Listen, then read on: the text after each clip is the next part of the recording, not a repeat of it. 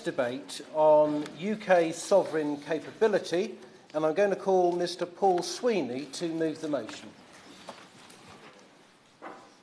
Thank you, Mr. Hollowbone, for calling me to speak and to introduce this debate to the Chamber. It's a subject which I've spoken on with a degree of frequency since my election, and it's an issue that is very close to my heart, having grown up in a shipbuilding family. So from a very early age, I became acquainted with the concept of feast and famine orders when it came to shipbuilding in this country, and also an awareness of what we need to do as a country to maintain a sovereign capability when it comes to not just shipbuilding, but the full spectrum of defence capabilities in our country. I'm 30 years old in January, and from when I was born to where we are today, the landscape of Britain's defence industries has diminished quite considerably. If I look just at shipbuilding, when I attended my first ship launch when I was about probably just under a year old, HMS Lancaster, when it was launched, there were a number of shipyards around the UK building surface vessels, including Swan Hunters in Tyneside, Camel Lairds in Birkenhead, see the honourable member for Birkenhead there, Vosper Thornycroft in Southampton, and Harland and Wolff in Belfast, to name just a few. Today the landscape is much diminished. Certainly the Clyde is the only location in the UK that currently is capable of building complex warships, and even at that it saw its capability significantly downsized. In 2013, when I was working in that very shipyard, with over 1,500 jobs lost in the shipbuilding industry, and indeed the B Systems shipyard in Portsmouth, which was formerly Vosper Thornycroft, closed. And that significant downsizing, indeed we've seen 75% of shipbuilding jobs in the UK lost since the 1980s, was predicated on a realisation that Britain didn't have a naval fleet big enough to sustain the industrial base that existed in the country at that time. So rather than drip-feeding orders to yards that would never have the capacity to fill their yards and be able to invest in world-class infrastructure, the idea was to cut our cloth accordingly. So that was why in 2009, the then Labour government signed what was called the Terms of Business Agreement with BAE Systems. And the idea of that concept was to introduce a proper, rigorous strategy when it came to shipbuilding in the UK. The idea was that in return for rationalisation and transformation, that the industry would be guaranteed a certain drumbeat of industrial capacity, and that would give it the confidence to invest in becoming what was termed as upper quartile in the world. And when I first started working in the shipyards, one of my jobs as a young graduate was to study and benchmark against every other shipyard in the world that was building complex warships and determine what they were doing right, what was good about their shipyards, and develop a prescription that would then allow us to design a world-class shipyard in the UK. Seems like a laudable aspiration, because if we can build that infrastructure with the certainty of that pipeline of orders, then we'd be able to build ships that were world-class and with world-class performance, thus saving the taxpayer money. And that seemed like a great idea. And so great was it that it was modelled by other countries, most notably Canada, who developed their own national shipbuilding strategy and indeed employed the very same person from the Royal Navy who developed our own national shipbuilding strategy at that time under the Terms of Business Agreement, which, very sadly, after corresponding with one of your colleagues, as Defence Minister, Armed Forces Minister, the Parliamentary Under Secretary of State and Minister for Defence, People and Veterans, in November last year, he informed me that, very unfortunately, the Terms of Business Agreement had been extinguished, and it was extinguished in return for the signature of the Type 26 Manufacture Phase 1 contract, and was then superseded by this document, the National Shipbuilding Strategy. But in the meantime, what we've seen is this document used as cover to significantly reduce the scope of ships that are qualified to be built in the UK and giving certainty to UK industry. So in the very front page of the National Shipbuilding Strategy, it says, it is only by building ships that we will once again become good at building ships. Well, quite. Seems like a laudable aspiration. That's exactly what we all want to achieve. But unfortunately, this very document, the National Shipbuilding Strategy, undermines that effort. And undermines it by restricting the scope of orders that can go through UK shipyards. It does that by restricting the definition of exclusivity for UK build to just frigates, destroyers and aircraft carriers. However, in the 2009 TOBA, it makes it very clear that aircraft carriers will be exclusively built in the UK, that amphibious vessels will be exclusively built in the UK, that all forms of frigates and destroyers will be built exclusively in the UK, that mine countermeasure vessels will be built exclusively in the UK, and that includes design and all major subcontract work. It also makes it clear that minor vessels, naval vessels, including patrol ships, will be exclusively built in the UK, and also that complex auxiliary ships, which at that time was defined as the Joint Sea-Based Logistics Vessel and the Joint Casualty Treatment Ships, would be exclusively built in the UK without competition. That certainty would have enabled British industry to have invested in world-class facilities would have delivered world-class performance for UK shipyards, thus achieving the competitive advantage we've been striving for so long. It seems self-evident that when other countries employ that very same model, including Canada, and are doing so successfully, and now plan to build 15 Type 26 frigates as opposed to Britain's much diminished effort in building just 8. If we get 8.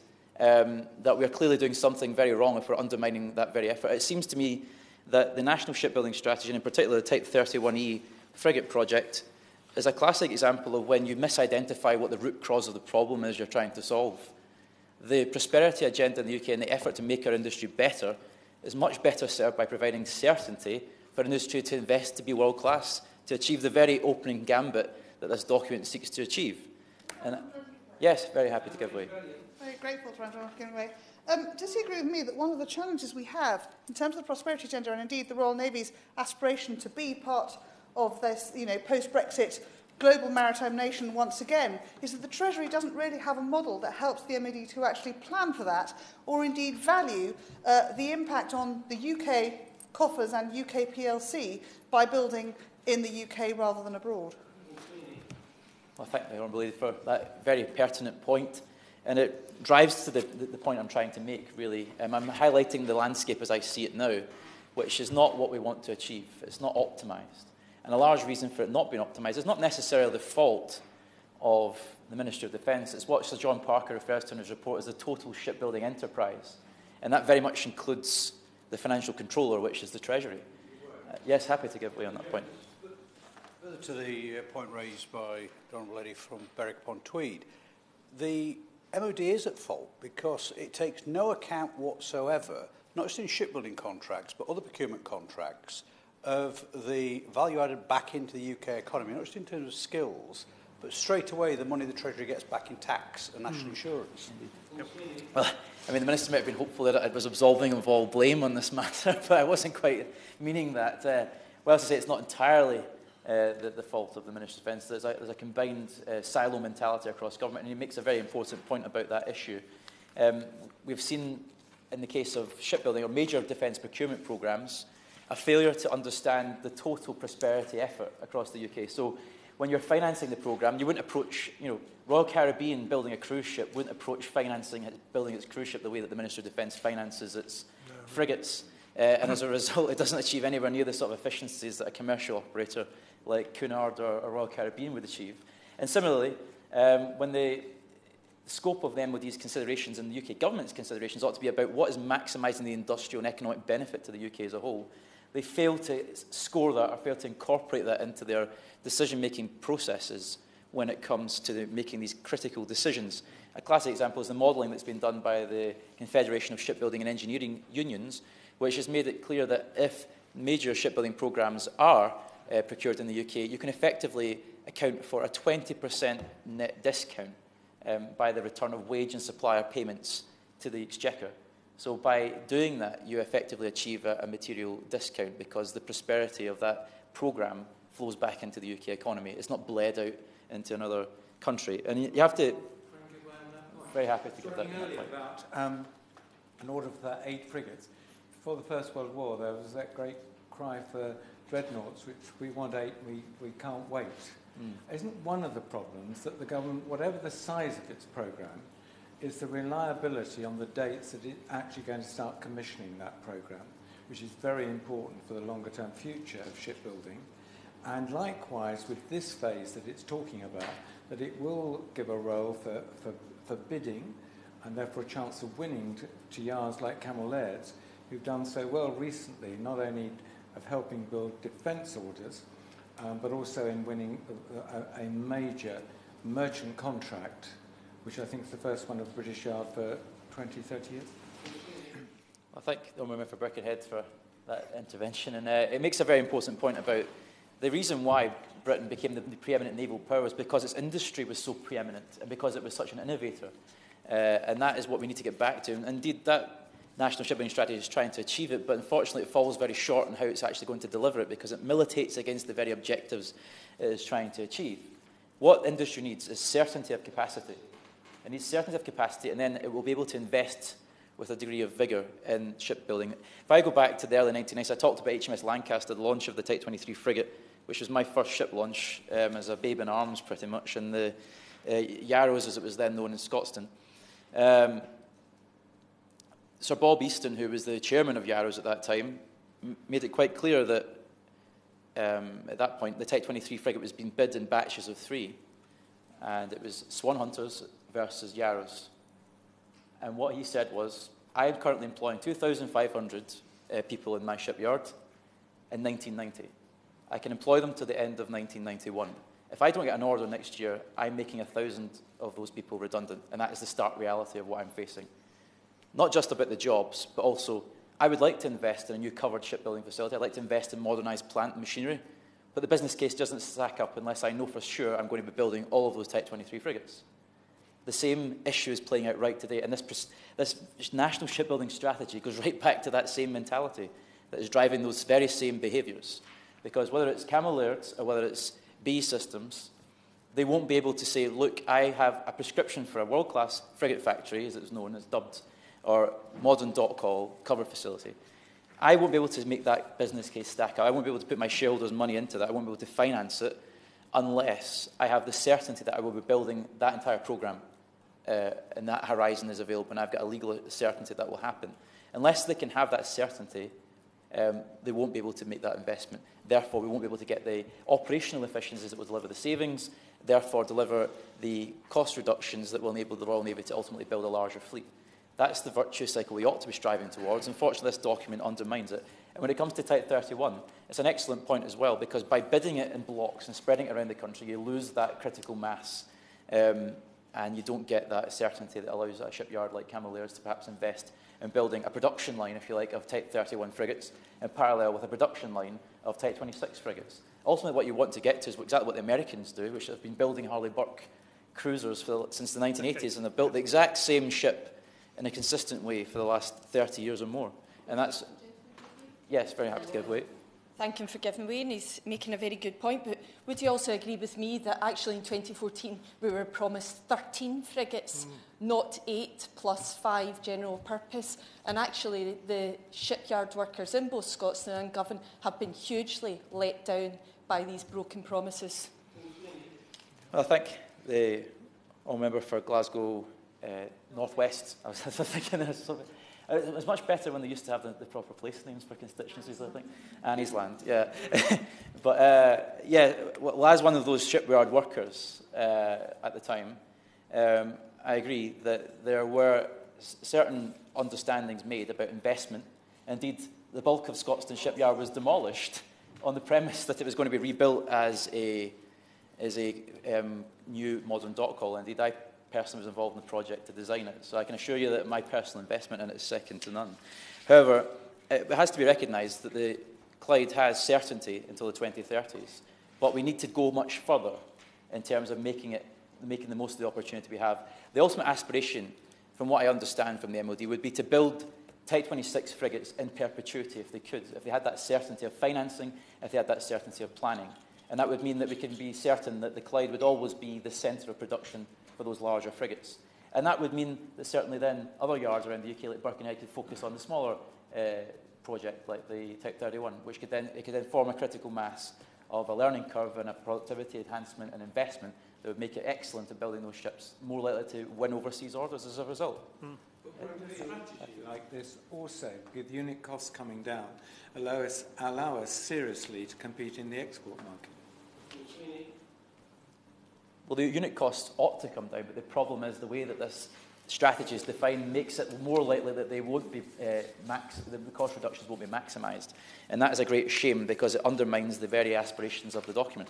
And I know that as a Vice Chair of the All-Party Parliamentary Group on Shipbuilding and Ship Repair, we are hoping to bring forward a report into the National Shipbuilding Strategy very soon, which will highlight some of these opportunities to improve it, because we all share the same aspiration. We want to see an industry in the UK that's world-class. We want to see an industry in the UK that has certainty to invest. And we want to see a product that is world-class and that will be cost-effective enough that we can ultimately grow the size of the Royal Navy. Yes, happy to give way. Thank my honourable friend for giving way.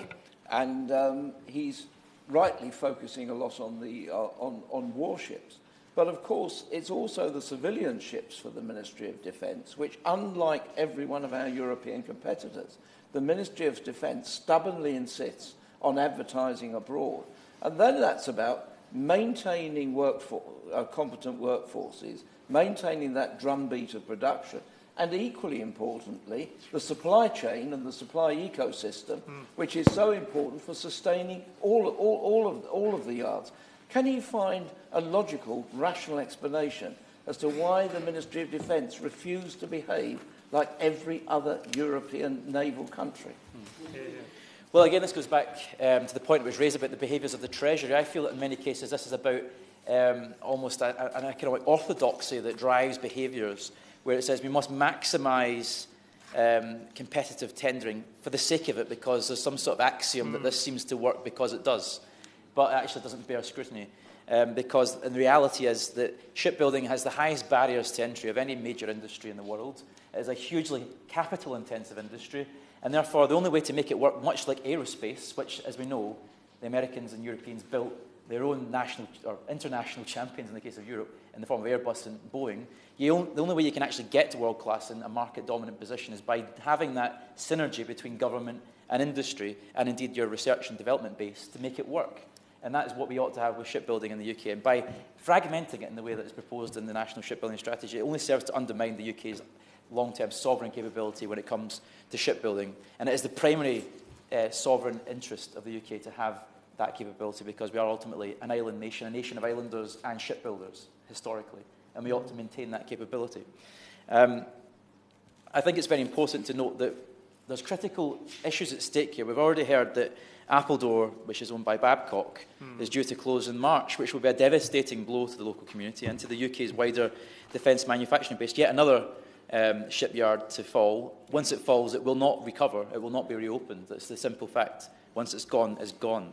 And also we've heard recently that despite a recent contract announcement for Camelairds, they are also making an HR1 and significant redundancies, which is very unfortunate. But this is exactly the point about feast and famine. We cannot have these cycles in capacity anymore. We need to smooth it as much as possible. And it's bizarre that in the context of major shipyard closures and significant downsizing, whether it's at Rosyth or at Appledore, we're seeing the government quite happy to tender contracts overseas with an international open competition, which quite easily, under the Treaty of the Function of the European Union 346, designate as UK protected build. It's entirely at their discretion to do that. Entirely at their discretion. So any notion that their hands are tied is bogus. They could do that. They could smooth the production cycles. They could build a firm and stable footprint for UK shipyards that would enable them to get match fit to then go out into the world and compete effectively for other orders. And it's exactly what they do in Italy with Fincantieri. It's exactly what they do in France with DCNS. It's exactly what happens in Germany as well. So I don't understand why other European Union member states are able to achieve the same objectives much more effectively than we do, but we are so holier than thou that it hurts when it comes to the zealous application of these EU rules, that we seem to undermine our own industrial base and our own prosperity as a result, meaning that communities are broken, that skills are lost, and ultimately we undermine our very own objective of building a more resilient and effective industrial base to serve our, both our defence industries and potentially building into commercial spin-offs as well.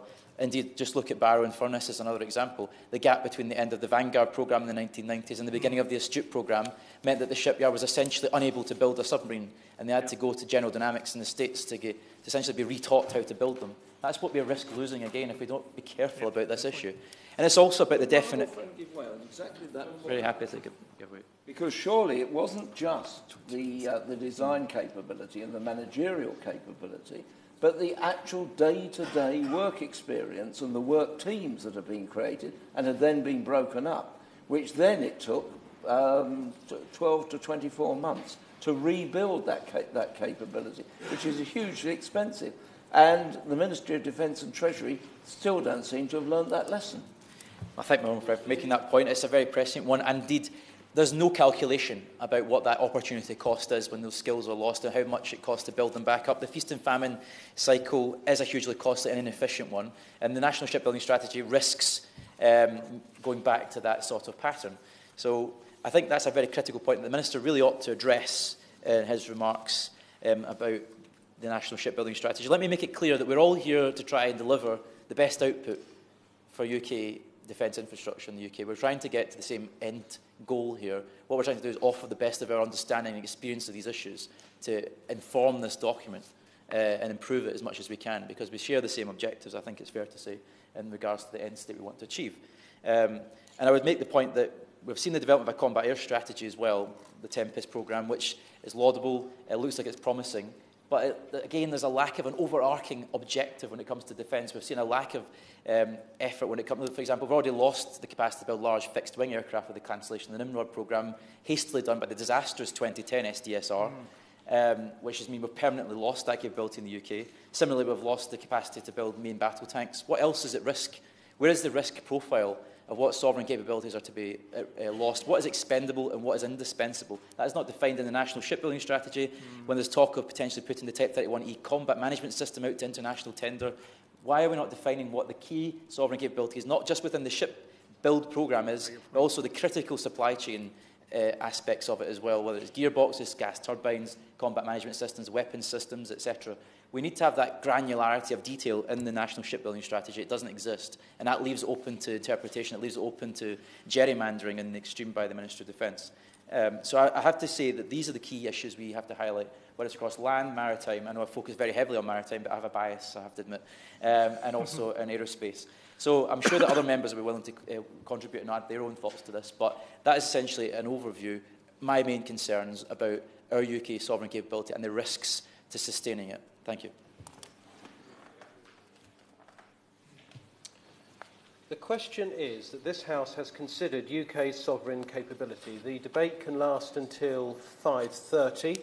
I'm obliged to call the first of the front bench spokespeople at 7 minutes past 5, and the guideline limits are 5 minutes for the SNP, 5 minutes for Her Majesty's Opposition, 10 minutes for the Minister, and then we have time at the end for Mr Sweeney to sum up the debate. 2 members are seeking to catch my eye, and there'll have to be a time limit. So it's going to be 6 minutes, 30 seconds each, the first of which will be Kevin Jones. Mr Holborn, can I congratulate my honourable friend for Glasgow North East for securing this debate? He's emphasised the lack of strategy in terms of maritime sovereign capability. But I think we need to ask the broader question of why we're actually in this mess that we are in today. And it's because since 2010, this government has had no defence industrial strategy. Added to that, some of the short-term decisions that were taken in 2010 when the government were keen to slash the defence budget, which they did by 16%. Those decisions taken then, we've now got capability gaps as a result of those decisions. And I think also added to that has been the revolving door that's been put on the office of the Defence Procurement Minister, which means the Defence Procurement Minister, I think, has a shelf life, a life just a bit longer, possibly than a mayfly, doesn't help in terms of having a champion in that role that can actually argue against the Treasury. Now, why is sovereign capability important? Well, it is, Mr Oliver, because if we actually do want to be able to produce certain capabilities for the defence of our nation, we need to invest in them. It has also already been raised by the Honourable Member for Birkenhead about defence exports, and he's right that if we are going to nourish that industry, there is a defence export role to it as well. But what the MOD and the Treasury have done is actually adopted, I think, Donald Trump's our mantra of Make America Great Again. Because if you look at the procurements that have been taking place, it's very much a America First procurement strategy. So in the last few years, they've actually procured over $8 billion worth of contracts from the United States. And as my honourable friend from Glasgow North East said, and the Right Honourable Member for Whalley added to as well, these weren't put out to contract. These were actually just awarded. They weren't competition. So we've got the Apache contract. We've got the P8 contract. No direct foreign military sales with no... We've got the scandalous situation of AWACS, which I understand the department are now going to go down the wedgetail route. And I know from talking to colleagues in NATO that the MOD have had no role, or not really interested, in partnering the programme which is taking place to replace the 15 AWACS NATO aircraft and are going down again a Boeing route. So I'm not sure whether we'll get a sign soon with the MOD main building sponsored by Boeing, but that seems the way it's going.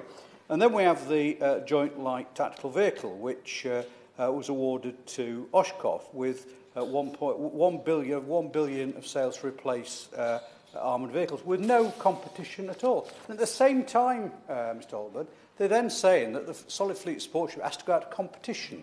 Well, this is dangerous for our capability because it's not just about jobs.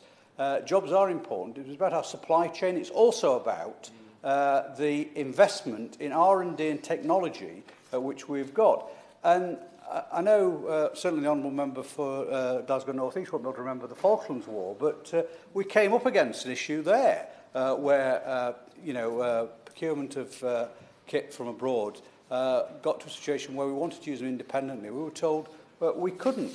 And I do have a real serious concern in terms of this off the shelf because there is no commitment at all. And it wouldn't happen in any other country, and it certainly wouldn't happen in the United States. The idea if we sold in the United States that you wouldn't have to have some offset in terms of jobs or investment in the UK, in the US, is just not the case. This government hasn't even tried. They trumpet, for example, £100 million going to Lossiemouth. Well, I'm sorry, that would have to go anywhere. Boeing, I think, are going around on a PR exercise with glossy adverts saying that they are now a British company. Well, they're not, I'm sorry. And there's very little evidence that there's real investment going into jobs and technology. And this is not just today, this is the long-term decline and degradation of our technology in this important sector. And the Honourable Member for Berwick-on-Tweed is not in a place now, said earlier on, there's no indication taken by the Treasury or the MOD, the fact that if you actually award a contract in this country, money is going to come back into the Treasury straight away. This is a serious problem, Colburn, which short-term decisions now are going to have long-term implications for our effectiveness, not just in terms of maintaining our sovereign capability in a whole host of areas, including shipbuilding, which has been outlined by my honourable friend, but also the capability, I think, in some situations, to be able to use this kit, because there are certain situations whereby will we be able to get the upgrades, for example, on Apaches, if, for example, a future government in the United States determines that we shouldn't get them. And there's, that is the reason why we need sovereign capabilities. So I hate to use the word go back to basics, but the Treasury and the MOD need to do that. They need to make very clear what it is that we need to be able to procure and manufacture in the UK in a sovereign capability. And that should be the starting point in terms of that defence industrial strategy. We've been promised it, by ultimate the revolving door at the Ministry of Defence of Procurement Ministers, but it's never actually been put into place. And it's got to be a joined-up approach across government, including that prosperity agenda, which doesn't seem to matter when it comes to these huge contracts that have been given without competition. Yet when there's a situation, for example, with solid fleet support vessels, where we could actually have investment in UK jobs and prosperity, we put it out to foreign competition. And the right honourable friend for Whalley is right. No other nation in Europe would actually do such a thing. So, I'm sorry, I'm running out of time. This is a scandal that has been going on. It needs highlighting, and I hope the Procurement Minister, in the time he's got in his new role, at least stands up to some of this knee-jerk reaction of America first. Serve on your chairmanship, and I'd like to congratulate my honourable friend from Glasgow for his superb oratory at the start. And we're back here again. We have the same people largely sitting in the same chairs, making the same argument again. We have a different person in the chair, Mr Hobban, and you're very welcome, and we have a different Defence Minister. I think it is the third different Defence Procurement Minister since I was elected that we have effectively made the same speeches to. But do not worry, these are good speeches with good arguments, and you will enjoy hearing them, I'm sure, Minister. And actually, I think it's important because actually I think we have a good minister at this point here. And actually, I think his freshness to defence has enabled him to bring a newfound approach to how we look at some of these procurement decisions. And I hope that that will yield different results than we've seen in the past, because we need different results, because our sovereign defence capability is at risk. And I don't say this lightly, because I know that those people that do wish our country ill listen to these debates as well. But we need to make sure that we're presenting a strong and forthright position, that we can make sure that we have the best equipment for our military, the best training, and, importantly, a supply chain and support structure that enables them to continue at that high level of pace. Because Russia is on the rise. We know that they are increasing their threat towards our country and their incursions into our airspace and our waters. We know that China is growing its ambitions in the Far East, and we know that there remains high levels of risk in terms of state actors and non-state actors threatening UK interests and those of our allies as well. I think in particular, Mr Holman, I want to focus my remarks about the Royal Navy, because much has been said about it. As the MP for Devonport, you would perhaps expect me to do that. But I think in relation to the Royal Navy, we have seen the greatest ill done to our sovereign defence capability. And yes, you can make the case that this also works for fixed and rotary wing aircraft, and you can make the case this works for the equipment for the Army too. But I think in the Royal Navy, we're seeing potentially some of the biggest impacts, because the shipyards that we need to support our Royal Navy are not just concrete, steel, bricks and mortar. They are people, they are skills that takes time to invest and grow over time. We've seen holes in our procurement exercises in the past where there hasn't been that constant stream of investment in our shipyards. And although we don't necessarily build ships in Devonport, we refit them, and we need to have a constant stream of ships to be refitted to ensure that we continue to keep up our skills in our area. And that's why getting the Type 26, the Type 31s right is so important. I congratulate the government on what they have done in being able to support the industry in selling the Type 26 overseas. I hope the Americans take note of what we've seen in the Type 26 and adopt the Type 26 as the platform for the future frigate procurement that they are struggling with at the moment. But the Type 31 is a good example of what we need to get better at. The National Shipbuilding Strategy had high potential for the Type 31. And actually, we do need more hulls that are able to do defence engagement work, station keeping, forward deployment roles that we've seen so important in terms of our Royal Navy, as well as maintaining that high-end capability of the Type 26. Now, I have a problem, as members will know, with calling a Type 31 a frigate. I would much prefer it to be a world-class corvette rather than a rather poor frigate. I normally use more colourful language about that, but I will mind my P's and Q's in this chamber. But I think we need to be able to sell a Type 31 as being the best in class. That would make our international allies want to buy it rather than buy one of the plentiful array of small frigates and corvettes that are on the marketplace. And as we've seen, people want to buy high-end British technologies, the Type 26 being an example of that. The procurement delays and disruption with the procurement process over the summer does not lead us to have much confidence in the procurement of the Type 31s. And we also need to be looking ahead. So over the past year, since myself and many others in this House were elected, we've been fighting to save HMS Albion and HMS Bulwark. That campaign was a success. It might have been claimed by those members who would be here if they had turned up, but actually this was a campaign that was run to save these vital capabilities. Now we have saved those vital capabilities from being cut, we need to make sure that there are suitable replacements being planned for them in the future. If Albion and Bulwark are going to out of service in 2033 and 34 respectively, that means we need to be having a plan for how we build their replacements, how they're built in the UK shipyard. And that is so important, because that builds on to the current battle about making sure that our Royal Fleet auxiliary ships are built in UK shipyards as well. If we are to maintain our sovereign defence capability to build these complex warships, and I regard a RFA, Solid Fleet Support Ship, as a complex warship, the government may stick it in a different column on their spreadsheets, but when it is done, when it has the roles and capabilities of the RFA, I think it is a complex warship that should be built only and exclusively in UK shipyards. Very quickly. Stop including his summary at the end, he will have had 26 minutes of a 60-minute debate. And I have to call the front benches at 7 minutes past. Okay. Luke Pollard. My honourable friend is very enthusiastic, Mr Holloway, and I know he will make his usual speed of reply in his 2 minutes at the end. No, I think we need to make sure that we're supporting the trade unions. And as a very proud GMB member, I'd like to say just how important it is that the GMB's Making It campaign is heard loud and clear, not only by Labour members, but by Conservatives as well. Because building the RFAs in UK shipyards is good for British business. It's good for those regional economies, it's good for those cities where they're based, and it's good for the supply chain. And perhaps most important of all, it's good for the exchequer as well. So why are we exporting that money abroad? Because if we don't invest in our shipyards, we will have what happened to Appledore. Now, Appledore is not in my constituency, but the workers that came from Appledore are working in Devonport now. They are working in Devonport because Appledore ran out of orders. And without orders, you can't keep a shipyard open, which means you can't hire new apprentices, you can't support the local supply chain, and ultimately we lose that capability. Sovereign defence capability is something that we need to talk louder about because we need to preserve it. There needs to be a discrete strategy, I think, to preserve our sovereign defence capability. And I think I would encourage the new minister, who I have high hopes for in his role, to be able to look at how sovereign defence capability can run like a golden thread through all the procurement decisions that he and his department will be taking, because it needs to be there if we are to secure the jobs and our future capabilities. Yeah. Thank you. Mr Holloway, I congratulate the Honourable Member for Glasgow North East, apologies, North West is me, for bringing forward this debate.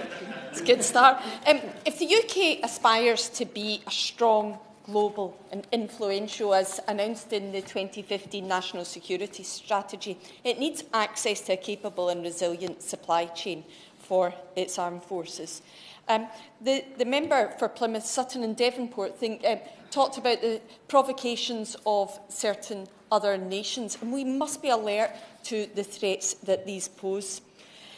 Defence spending should not exist in a silo, and we know that defence contracts have a series of economic consequences, most obvious being the tax revenues that are generated. And it's disappointing that up until this point the government seems reluctant to take account of this. It's estimated that the government receives 37% of its in tax revenues of the original money spent on a contract, and that doesn't take any account of the multiplying effect from employees' spending habits. So it really does raise a question about government's definitions of value for money. We must consider a bid's impact on tax revenues and employment when this has been considered in future. The ability to develop and maintain equipment depends on a rich research landscape and a skilled workforce. So a commitment to increase funding in science and technology, especially in the pure research phases of development cycle, is critical. But we do know that most hardware requires after-sales sales service. And we've seen this in the equipment plan, which shows the MOD spending is around 7.8 billion in 2018-19 on new equipment and nearly 8.1 billion on its support. But once the capability to develop and produce complex systems has been given up, rebuilding it is difficult, time-consuming and risky. And the issues with the Astute submarine programme were raised by the member for Glasgow North East. The excessive running down of the Barrow workforce after the completion of the Trident programme is a classic illustration of this. Now, we know, as has been mentioned from the Honourable Member from Plymouth, that these workers are actually highly skilled and sought after, and there are plenty of industry people ready to snap them up if our defence industry does not have opportunity for them. But we must also be able to operate independently, so our capability should not be linked to the foreign policy of a supplier, as was raised by the Honourable Member for North Durham. Sorry? There's no guarantee that the UK will only ever conduct military operations that the US recognises and supports, and we may have to operate independently and may indeed wish to operate independently. The contracts for the fleet's solid support ships have been a problematic one for a long time, and the idea of putting this out to international competition is short-sighted and reflects this siloed thinking that we have. We know that other governments are subsidising their shipbuilding industries, thus allowing bids to appear competitive and effectively buying industrial contracts. And I wrote to the Minister's predecessor earlier in the year about this, and he responded that we are confident the measures we have in place to ensure the integrity of the FSS procurement process, including measures to ensure it's conducted strictly in accordance with EU rules and state aid. Although these rules do not apply to non-EU companies, the MOD will make no such distinction in their application, and all bids will be judged against the same standards. So I would like some assurance from the Minister today that that is still in place. Of course, capability. Many nations have capability. Many small nations have capability. We know that Denmark has been able to build all 9 of its frigates, 3 Arctic patrol vessels and 7 large patrol craft, all in Danish shipyards. Norwegian Navy is built in Norwegian yards. So we have to have ambition beyond 2030 that we can build not just our frigates and warships, but also our fleet support ships here in our yards in the UK. Could I say, Mr Hollowborn, it's a pleasure to serve under your chairmanship, and also my warmest congratulations to the member for Glasgow North East for securing this vitally important debate. Mr Hollowborn, the defence industry is vital to the British economy. £180 billion are planned to be spent up to 2026-27 over those 10 years. And that provides a huge opportunity for the economy of this country.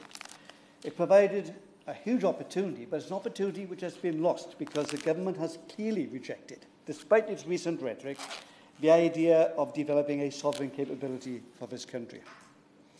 Sadly, as we have heard this afternoon, what we see is the government increasingly buying kit off the shelf, principally from the United States of America, and that's one of the reasons why the Ministry of Defence is in deficit up to £14.8 billion, according to the National Audit Office. At the same time that we're seeing much of the orders from the MOD being given without competition or openness, according to the single source process, as has been made clearly by the member for North Durham. We've recently seen the mechanised infantry vehicle being given to a Boxer without any competition or openness, and it seems that the AWACS replacement is going the same way. And where there is a competition, what we see is international tenders. And we've recently seen this as far as the fleet solid support ships are concerned, as the member for Whalley has recently indicated. And we'll be up against tenders from state-subsidised, state-supported shipyards throughout the world, particularly in Korea. So there's not a level playing field as far as that's concerned. And yet, at the same time, we could be ensuring that British industry and British shipyards benefit from that investment from those contracts. But what do we see? Recently, we had an announcement that Babcock are going to close their Appledore shipyard in Devon with a loss of nearly 200 skilled jobs. A shipyard which has been open since 1885, has a proud record for producing 350 vessels, but it's going to be allowed to be shut by this government for inactivity. At the same time, the member for Birkenhead knows full well that in Camberlaird, nearly 300 workers are to lose their jobs on Mersey. And at the same time, we're seeing a process of casualisation of the workforce taking place, which will drive costs down, but at the same time will erode the employment and also the skills of the workforce. What we need clearly as has been shown in this debate this afternoon, is a sovereign industrial strategy for the defence industry. We need to have an industry which ensures that there's a drumbeat of orders. We need to ensure that there are jobs provided in all sectors of the defence economy. But particularly, as has been mentioned here this afternoon, we need to make sure that our shipyards are fully provided with work and with sufficient investment. We also have to be mindful of the fact that we need to be thinking ahead. We need to be investing in technology as well as the skills of the workers, and we need to be mindful of the capacity for exports from this country, which, again, this government is sadly not doing. Mr Hollowburn, I believe firmly that the shipyards and their workers should be at the very heart of the industrial strategy of this country. I believe that there are opportunities presented if the government decided, through the exercise of its political will, to bring forward the 31E frigate programme. If they decided, even at this late stage, to withdraw the international tender and to ensure that the fleet solid support ships were built in British shipyards, there'd be marvellous opportunities provided. But what that requires is not just a political will, but an overarching perspective, that we don't simply look at the short-term cost of the Ministry of Defence, but we have a holistic industrial strategy for this country, a central part of which is our industrial defence capability. In short, Mr Hollowburn, what we need in this country is a government which puts the British interest, the national interest first, and does not look at pounds, shillings and pence in the short term, but as a long-term perspective which put British workers at the heart of its industrial strategy. If the Minister could conclude his remarks no later than 5:27, that will allow Mr Sweeney time to sum up the debate. Minister.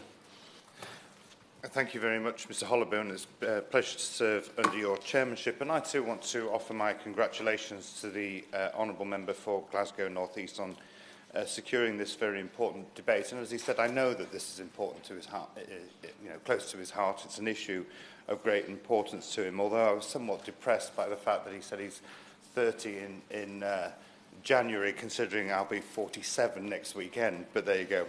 And with regard to the Honourable Member for North Durham's comments about how long I'll be in post, I'm afraid that is one question I'm not going to be prepared to try and even speculate on. But what I can assure him is that, and I hope that I'm trying to prove in the few months that I've been in this role, that I'm prepared to listen to all arguments. I'll agree with some and I won't agree with others, but I am taking this time to clearly absorb all the information. It's why I've taken a lot of time to go around the country and listen to industry, listen to people who work within the industry, and also listen to, of course, our armed forces, who are, at the end of the day, are the people that we are trying to supply this important equipment for. Clearly, as the Minister, I'm responsible for procuring that equipment to make sure that we get the best value for our armed forces, but also it is important to maintain that relationship with the UK industry and to promote exports and prosperity. These are also issues that are close to my heart, and this debate has been informed by a clear recognition of the importance of the UK industry to our national security. It's also given us a chance, I think, and an opportunity to remind ourselves of the extensive work that has already taken place to foster innovations and a competitive defence sector. The UK defence industry, working alongside our armed forces, really does play a crucial role to deliver the UK national security objectives. It also is crucial to protect our people, project our influence around the world, and promote national prosperity. As I said at the beginning, every day since I've been doing this job, it has been a privilege to see the difference that UK defence industry is making, whether that be with the people, the equipment that's being provided, the training that's there, the support, the infrastructure and the technology. They're all there to help our nation's defence. And all are proud to, I think we're all proud that we do have a world-leading defence sector, because the figures do speak for themselves. In 2017 alone, the turnover of £22 billion with £9 billion worth of exports, and that supports over 140,000 jobs. As my honourable friend's report, the honourable member for Ludlow's report showed, defence plays an important part of our economy. It's crucial in the strong manufacturing technology, and it has a broad footprint in every corner of the United Kingdom. And as a customer, we're always aware of the need to get the right capability for our armed forces, but ensure that we get value for money for the taxpayer too. And the key to this, as we see it, is a thriving and globally competitive defence sector that is an important part of a wider industrial base, and helping that industry to grow and compete in a global market is a key objective of the Defence Industrial Policy Refresh, which was published last year. And the three strands that we have to our approach: first is to improve the way defence delivers the wider economic and international value and national security objectives. Secondly, to help industry to be internationally competitive, to be innovative, and to make sure it is secure. And the third is to make sure that it's easier to do business with defence, which is an issue I've particularly heard from small and medium-sized businesses. We are committed to maximising value for the UK by taking potential economic impacts, strategic international interests and national security objectives into account. And in the Defence Industrial Policy Refresh, we committed to a more systematic approach to consider prosperity, international and industrial security, and ensure that we are early in development of high-value business cases, because the earlier and more holistic our decisions will improve how we inform choices for military requirements, and to ensure that the acquisition strategy and commercial engagement supports the full range of our desired outcomes. Now, a number of points have been made today, and I'm going to try and go through them all, but I suspect I will run out of time. But I commit to write to each of the individual members with those answers. Firstly, I note the comment that the Right Honourable Gentleman for Birkenhead said about the merchant contract that was secured. I think this is exactly the point that we're trying to make, is that if we can make our shipyards as competitive as possible across the globe, then they will have be more likely to secure more of those contracts. And it's precisely why we have the National Shipbuilding Strategy. The Honourable Lady in Intervention mentioned that we had let down some of the shipyards. I really do want to emphasise the point that we have committed to 20 years' worth of work for those shipyards. We were in the first batch of the 3 frigates, which is costing around £3.7 billion, but the commitment for the remaining ones is there. We want to do it in a process so that we learn from the first 3 and get advantage both for getting a better ship, but also better value for the taxpayer too.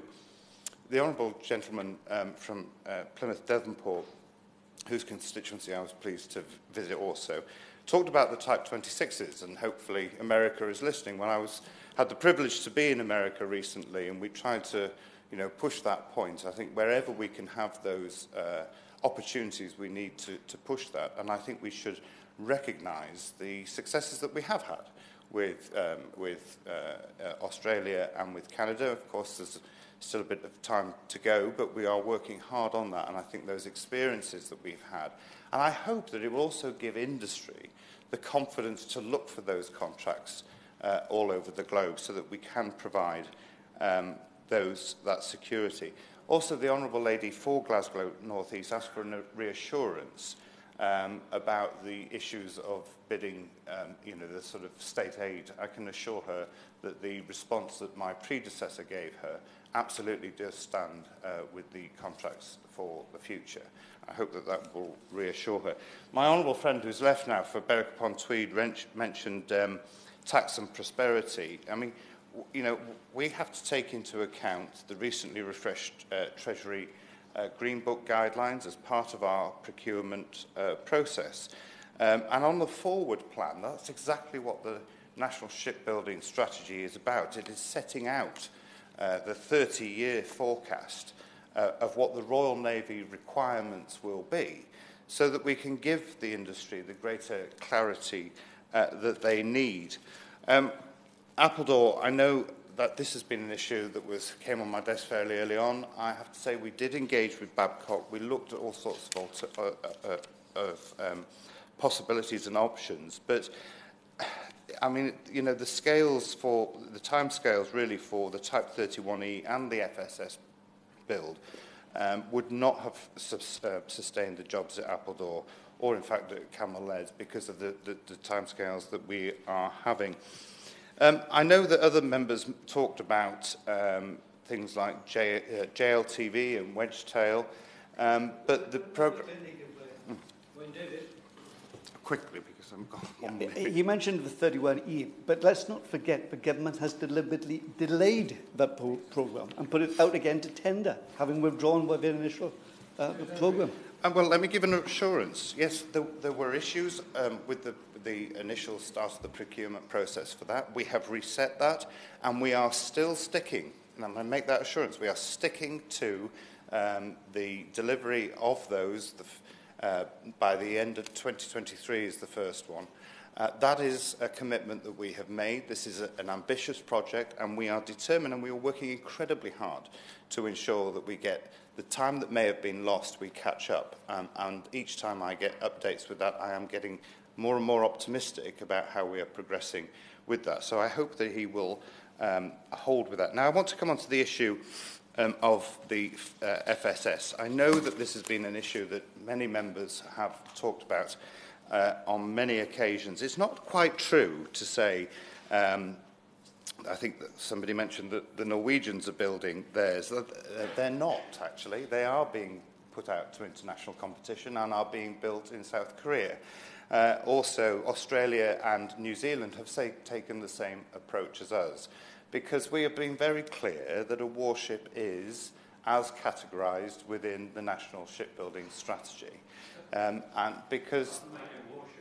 Well, it doesn't make it a...